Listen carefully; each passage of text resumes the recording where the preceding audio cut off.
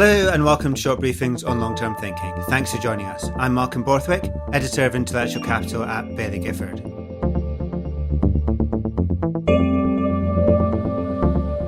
The Industrial Age brought with it hierarchical or command and control institutions, which have dominated organisational structures for more than 200 years. But this model is now irrelevant in an increasingly global, complex and diverse world. Instead, Dee Hock, founder of what is now Visa Inc., argues that to survive and flourish, firms need to rediscover their sense of purpose.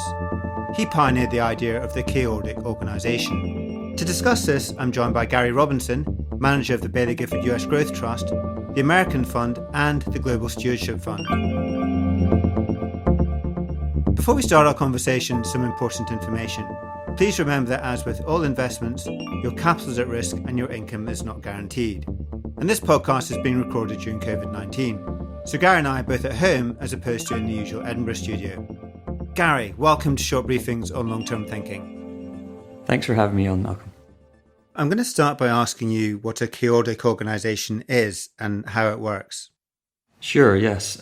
So chaordic organisations are firms which self-organise and which blend characteristics of chaos and order together. So Dee Hock created the word chaordic because he was a bit tired of the phrases that were being used in the field of complexity science at the time to describe this phenomenon. Phrases like non-linear, self-organising, complex or adaptive systems. He was looking for something which he felt better explained the phenomenon. The most popular organisational structure today is still the hierarchical command and control organisational structure. And in these sorts of organisations, people are treated like cogs in a machine. So decisions are taken at the top and they're pushed down through the organisation. And the best ideas rarely make it through the layers of bureaucracy. It's almost akin to central planning. And it's been really hard for the world to get away from this model because we've been steeped in this structure for so long through our institutions like schools and churches and universities and governments. But Hock thought this structure was suboptimal for a rapidly changing world and proposed the alternative, which he called the chaordic organisation.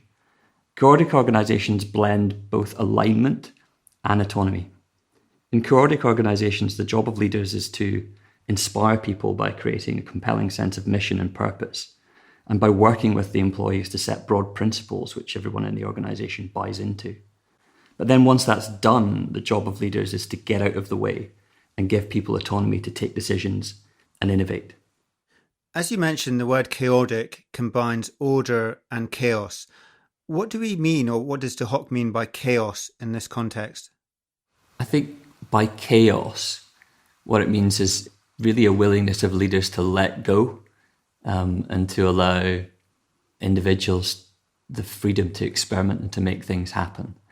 So it's that idea of autonomy and freedom that is meant by chaos, but it's not complete and utter chaos. You know, Amazon talks about the difference between speed and velocity. You can have lots of speed, but it isn't productive because, you know, there's no direction to the speed. You know, whereas velocity is about both speed and the direction. And it's important within a chaotic organisation that people are pointing in the same direction. And so that comes through partly on the back of the shared vision, purpose, and in terms of the principles of the organisation. One of the things that Jeff Lawson talks about, the founder of Twilio talks about in his book, which is called Ask Your Developer, is the importance of guardrails. You know, so there is freedom, there is autonomy at Twilio, but there are guardrails there. And he said those are actually really important, not as a mechanism for control, but actually in the absence of any guardrails at all, it can be almost it can be difficult to move forward because, you know, the situation for individuals is far too open and you don't know what direction to move in. And so having sort of broad guardrails around this concept of autonomy and freedom is absolutely essential for an organisation to be productive and to have a high velocity rather than just having a high speed.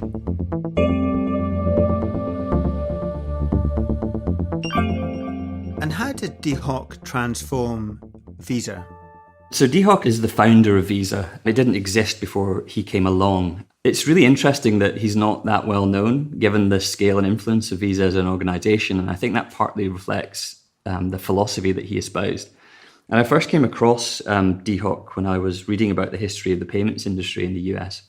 over Christmas when I was doing some work on a fintech company that we were considering investing in, and I ended up going down a bit of a rabbit hole, and I read Dee Hock's excellent biography, which is called One from Many. And what Hock achieved with Visa was truly extraordinary in my view. So Visa has its origins in the Bank Americard credit card system. So back in the 1960s, Bank of America decided that it wanted to expand its credit card network outside of its home market of California. And it did that by licensing the Bank Americard product to banks in other states. And this enabled the network to grow really very quickly. So by the late 1960s, there were over 250 licensees of the Bank Americard product making up the network. And Dee Hock was one such licensee because he was the credit card manager at the Seattle National Bank of Commerce at the time. And Hock had been tasked with launching Seattle National Bank's Bank Americard program. And it was in the process of implementing this that he discovered just how much of a mess the Bank Americard network was in. You had over 200 banks in the network, but each had a different contract, and there was no standardization or automation or mechanism for dispute resolution. And so it was complete chaos, and there were huge fraud losses in the system and massive inefficiencies. And so Hock took it upon himself to fix this problem. And he thought the only way to really fix the problem was to create a new type of organization. He'd been thinking about organizational models very deeply for a long period of time. And what he wanted to do with the Visa network was to bring together all of these different banks, allow them to retain their independence, but ask them to sign up to a common purpose and a common set of principles and a common set of operating procedures. At the time, this was called NBI, but it would eventually change its name to Visa. And the fact that Dee Hock was able to bring together over 200 independent competing institutions to sign up, not only to a set of principles as they stood today, but also to their future evolution, was frankly astounding, I think.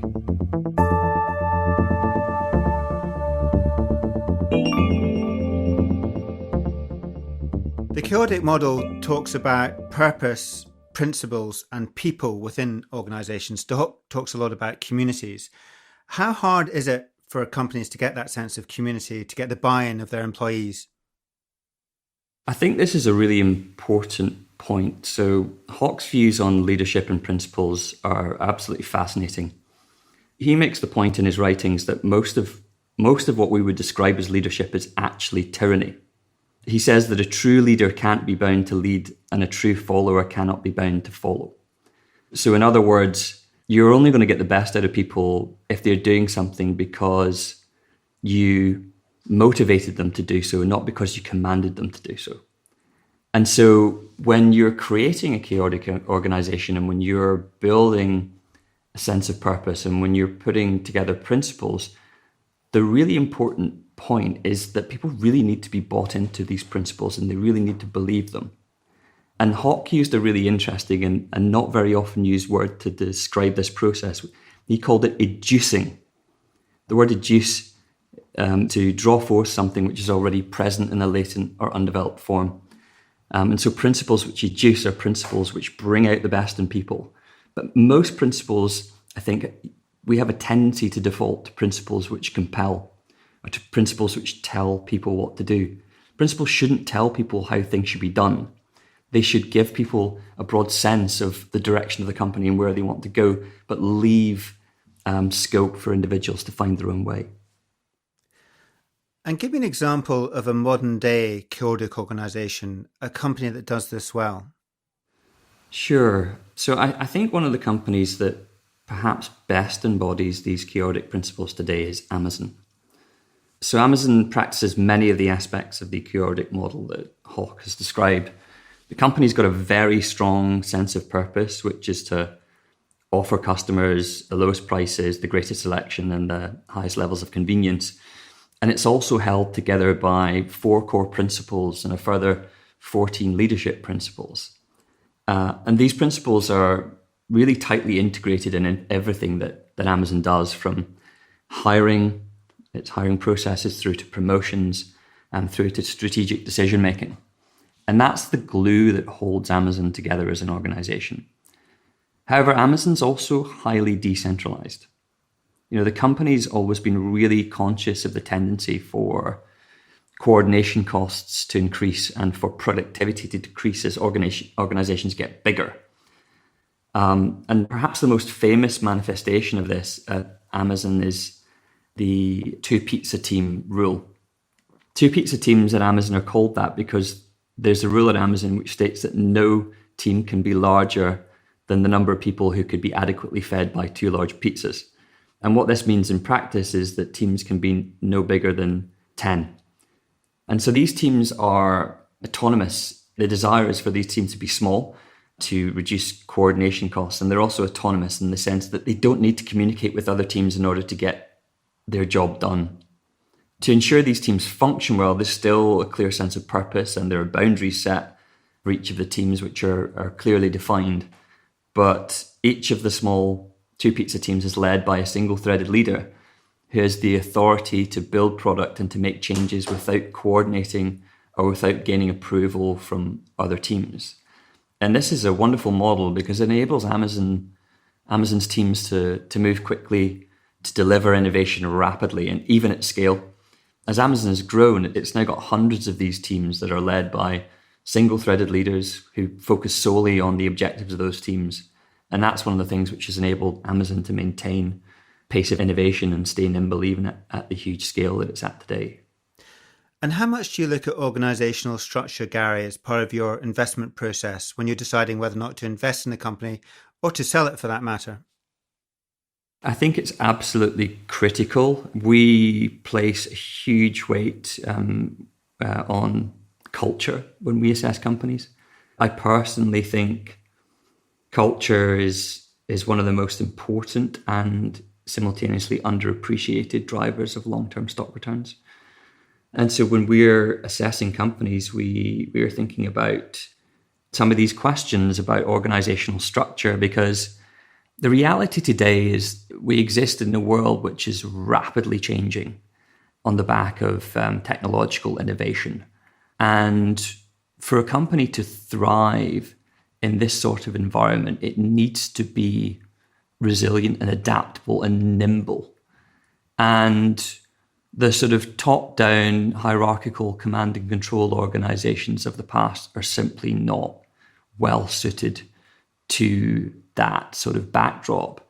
And so when we look at companies, when we analyze culture, one of the things we are thinking about is, is the company structured in a way which is going to enable it to be nimble and adaptable in the face of these rapidly changing market situations. And I think the chaordic model is a very good model for enabling a company to cope with that rapid change, because you have people who are motivated through a broad sense of mission and purpose, who are held together by principles. But because you have this autonomous, decentralized structure, it leads to lots of experimentation, which means that these firms are in general much more adaptable because you have all of these experiments going on and you have the people who are closest to the front line making decisions within these organizations. That, those sorts of structures tend to be the strongest and most likely to lead to success over a 5 to 10 year plus time horizon.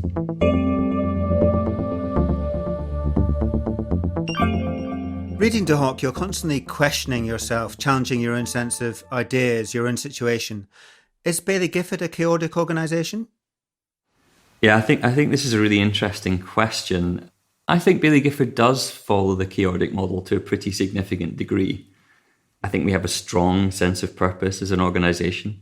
In our shared beliefs, we talk about our purpose as being to add value for clients, to support companies and benefit society through thoughtful long-term investment. And that long-term thinking permeates everything that we do at Baillie Gifford, and it's enabled by our ownership structure, our partnership structure. But we combine this sort of strong sense of purpose with a very decentralized model on our investment floor. So we haven't formalized a 2-pizza rule or a 12-donut rule at Baillie Gifford, but most of our investment teams have fewer than 10 people. And they operate independently from one another in terms of investment decision-making and in terms of process evolution. And this helps to keep people motivated, but it also keeps people motivated and accountable, but it also leads to a much greater degree of experimentation and faster evolution, in my view. So I think one of the strengths of Baillie Gifford is that when a team comes up with a great new idea, it's often sort of picked up by other teams around the investment floors and copied and percolates across the organization organically. But there's no one telling teams exactly how to go about investing beyond a purpose and shared beliefs. So the way that great ideas get adopted at Baillie Gifford is through this organic bottom-up process rather than through some sort of top-down command and control process. And so in that sense, I think we're very much a chaordic organisation. Thanks very much, Gary. I've really enjoyed learning more about Dee Hock and chatting to you about him. Thanks for having me on. And he's a fascinating individual. He's really, it's wonderful when you stumble across someone that's just, he seems to have had such a big impact on the world, but just is sort of below the radar screen, because I think a lot of the founders that have made an impact more recently in terms of the organizations that they run have almost been overanalyzed. It's sort of the Elon Musks of the world. How many books have been written about Steve Jobs? Whereas actually, if you think about the scale and scope of Visa as an organization, it's had as much impact as just about any other organization out there, and yet Dee Hock is relatively unknown. And so that's one of the things that drew me to him and to doing more digging on his work. That's a nice place to end it, Gary. Thanks very much for joining us on Short Briefings on Long-Term Thinking. Thanks, Malcolm.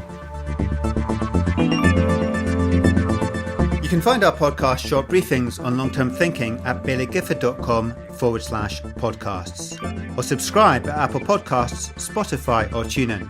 And there you can find previous conversations we've had on the podcast, such as how the messenger RNA vaccine is transforming biotech, why investing in some ESG funds could do more harm than good, and have you ever wondered why we are so pessimistic about progress?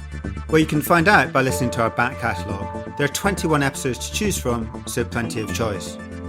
And many thanks to Lord of the Isles for the music. The track we've used is called Horizon Effect, which is released on Permanent Vacation. And if you're listening at home, you're listening in the car, wherever you're listening, stay well, and we look forward to bringing you more insights in our next podcast.